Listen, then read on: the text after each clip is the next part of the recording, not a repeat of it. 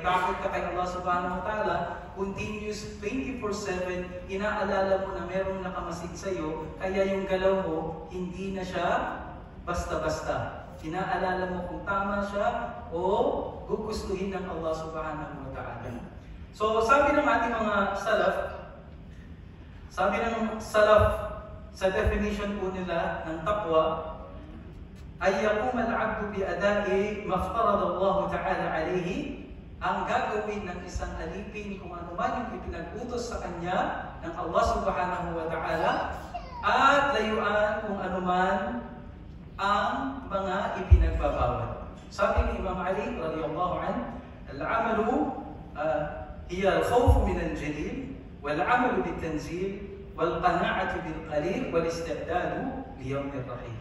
Napakaganda po definition ni Imam Ali. Sabi niya, ang katakutan mo ang Allah subhanahu wa ta'ala, ito po yung taqwa, at gampanan mo lahat ng inutos ng Quran sa pag-utos at pagbabawal, at maging kontento ka sa kakaunting ibinigay sa iyo ng Allah subhanahu wa ta'ala na portion. At yung panglas, wal-isti'dad li-yawm ar-rahim, ang humanda ka sa araw kung saan ililisan mo na itong dunya. No? Napakaganda po ng definition ni Imam Ali. At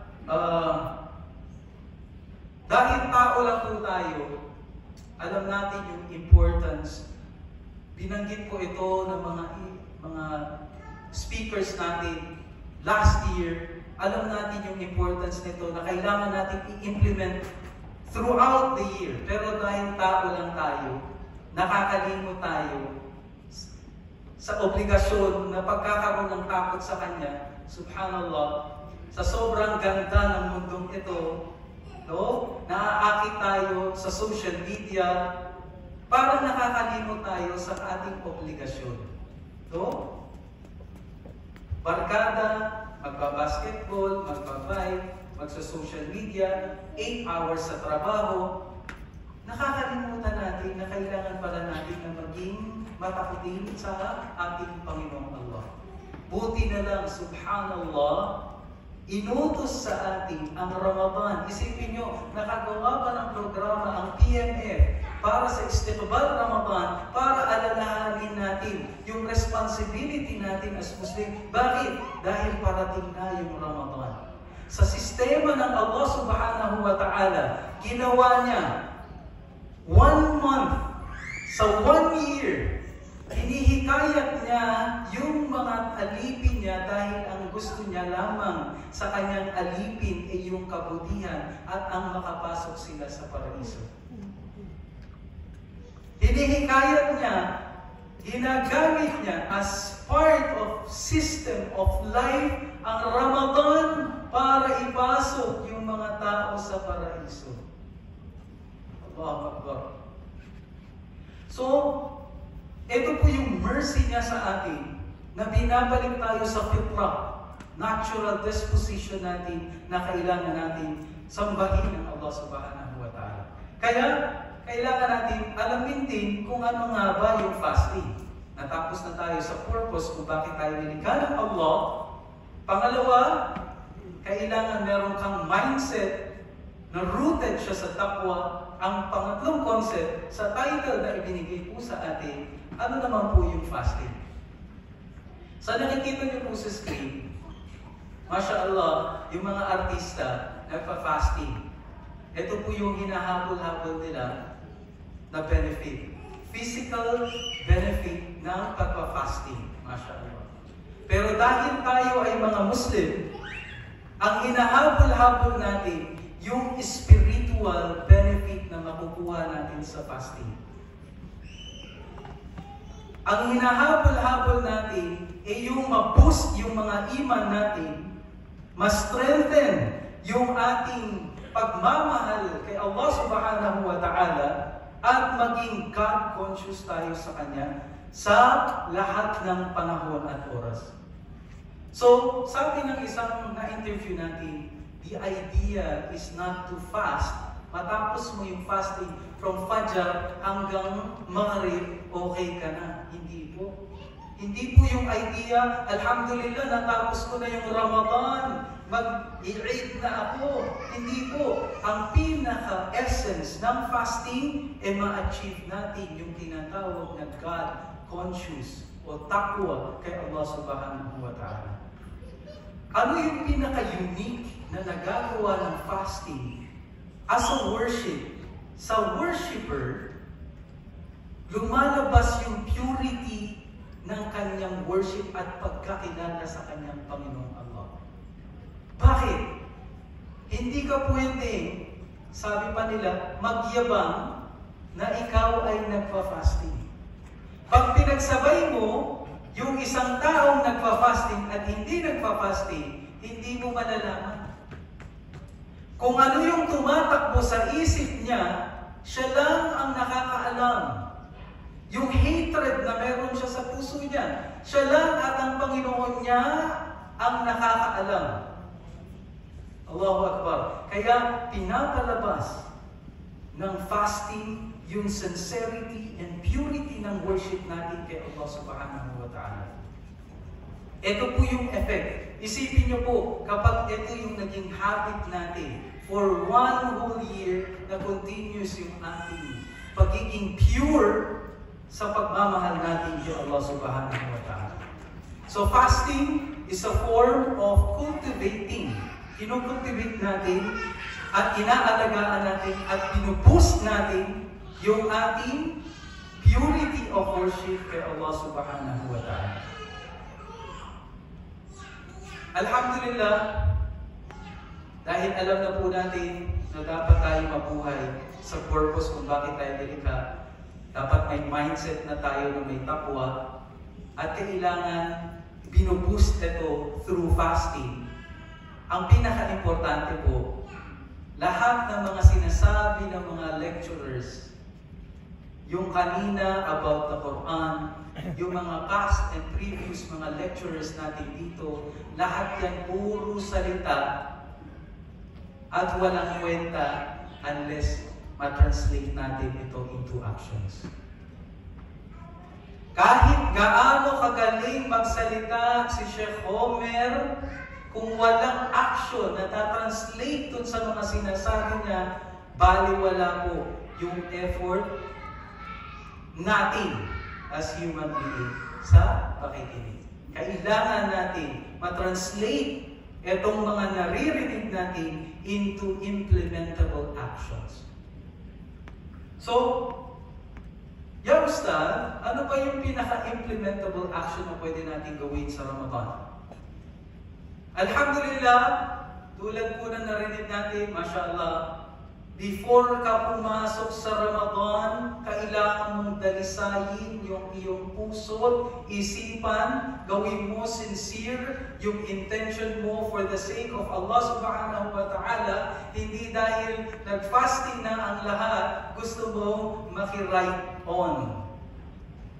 Dalisayin mo yung puso mo bago ka pumasok ng Ramadan, natanggalin mo na yung 20 years na inalagaan mong galit sa kapwa mong Muslim. Maging tunay ka sa sarili mo.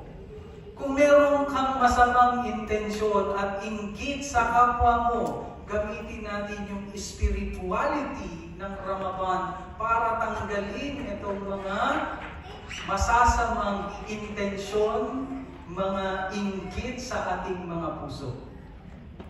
Practical, number 2, dapat nating pag-aralan kasi hindi tayo pwedeng mag-implement sa mga bagay na hindi natin alam. Saan magsisimula yung pag-aaral? Dapat magkaroon ka ng tamang pagkakilala sa iyong Panginoong Allah. Magsimula ka sa 99 names ng Allah subhanahu wa ta'ala. Sino nakakakabisado ng 99 names? Sino alam, kahit hindi nakabisado, yung mga meanings nito? Paano natin mamahalin ang Allah kung hindi natin siya kilala? Ang mga nanay natin, kaya natin sila mahal ng lubusan dahil kilala natin sila in and out. Allahu Akbar. Pagkatapos natin pag-aralan ang tagapaglikha, pag-aralan natin yung nagdala mismo ng mensahe papunta sa atin, ang Propeta Muhammad sallallahu alaihi wasallam. Pag-aralan natin yung sira. Paano siya nag-sacrifice, maabutan lang natin o makaabot sa atin yung mensahe ng Islam. Pag-aralan po natin kung ano yung Quran, tulad ng sabi ng first speaker natin. Mag-perform tayo ng prayers. Yung kung kaya natin, 5 daily prayers gawin natin sa masjid. Kung nagpa 5 times na tayo sa masjid, gawin natin, mag-additional tayo ng sunnah. Kung nakakagawa na tayo ng sunnah, mag-additional tayo ng first saf. Hindi ka nagmamadali. Kapag nag-yakama, saka ka lang pupunta sa masjid, punta ka ng maaga-aga. Mag-dhikr ka, mag-alala ka ng mga inutos na dua ng Propeta Muhammad sallallahu alaihi wasallam. Practical na pwede po natin gawin. Magbasa tayo ng Quran, Qiyamul Layl, Masya Allah. At syempre, practical na pwede po natin gawin. Alalahanin po natin, bumisita tayo sa mga kapatid natin na nasa libingan na. Kasi hindi po imposible tayo na yung bibisitahin next time. Kung tayo yung nagdadala sa kanila ngayon, hindi po imposible tayo na yung dadalhin next time. So, ito po yung mga practical na narinig natin last year at sa mga YouTube. For me, equally important para sa akin, practical implementation ng taqwa in human interaction. I think, isa ito sa pinaka-importante na dapat nating lagyan ng implementation ng taqwa. Sabi ng Prophet Muhammad sallallahu alaihi wasallam, the best among you are those who have the best manners and character. So yung values, sa palagay ko po, ito yung pinaka-deep purposes, isa sa mga deep purposes ng fasting kung gusto natin i-apply yung taqwa. Ito yung pinakakailangan natin sa panahon natin ngayon, mga mahal na kapatid. Kung gusto natin pagtibayin at sukatin yung ating taqwa kay Allah subhanahu wa ta'ala, sikapin po natin sa interactions natin with our fellow human beings. Paano? Through our values. Napakahalaga po nito, mga mahal na kapatid, especially po sa panahon natin ngayon. Meron po akong na-list na, mashallah, 6 lang po, pero pwede po kayong magdagdag. Pwede kayong magdagdag ng mga characters and values na sa palagay po ninyo, pwede nyong gawin to-do list this month of Ramadan na darating. Mag-consult kayo sa mga wives ninyo. Tanggalin niyo po yung ego ninyo, maging humble kayo, and accept, pakinggan yung mga sinasabi ng misis natin dun sa mga ugali natin. Kamusta ka na sa pakikinig sa asawa mo, sa mga sinasabi niyang kailangan mong baguhin mo yung sarili? Maghanap ka ng kaibigan, yung confident na pwede niyang sabihin sa'yo na hindi siya nahihiya, na hindi na tama yung ginagawa mo, mayabang ka, akala ng iba, ng kababaihan, siya na si Mr. Right.